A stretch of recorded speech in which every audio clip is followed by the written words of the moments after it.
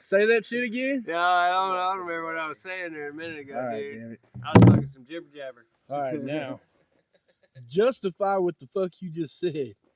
All right, you No. said I'm not saying I want a blowjob from a guy or that I fuck a guy, but I'm saying that, like, in the realm of the universe, who's gonna be better at giving a blowjob? A gay dude who knows what the dick wants and needs, or the sluttiest slut that could ever choke a dick?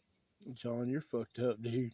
But who's gonna literally be better at it? Why don't I'm not you- saying who do you want it Why don't you from, go to Walmart but and in the find out? universe, all right, I don't want to go find out.